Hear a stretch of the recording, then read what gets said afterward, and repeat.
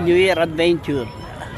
Tama-tama, nandito ako ngayon sa Adventure Resort dito sa Bulacan. Napadayo kami dito sa Eiffel Tower.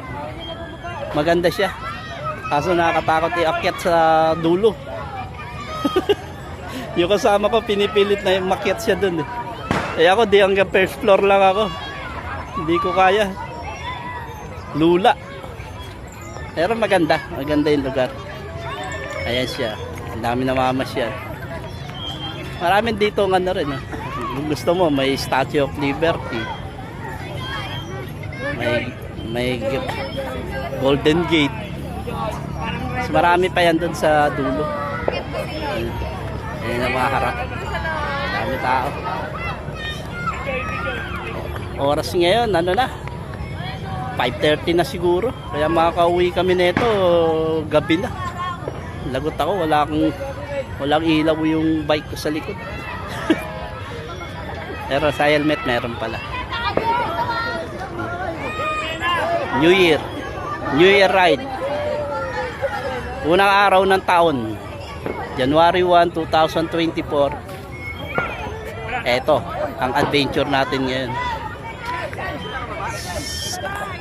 Adventure Resort with Paris, the romantic Paris. Maganda rin pasyalan. Kaya kung malapit kayo dito, ito to sa ano eh, bali malapit na siya ng picture ng sa Pampalay. Diretsong ano to.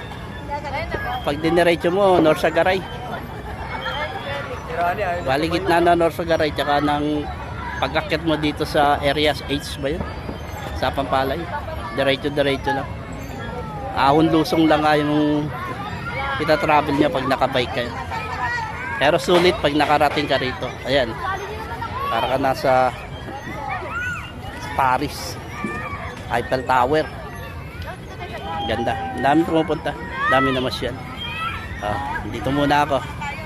Babay muna yung kasama ko umakyat. Pipicturean ko pa yun. Sabi ko bahala siya. Taas.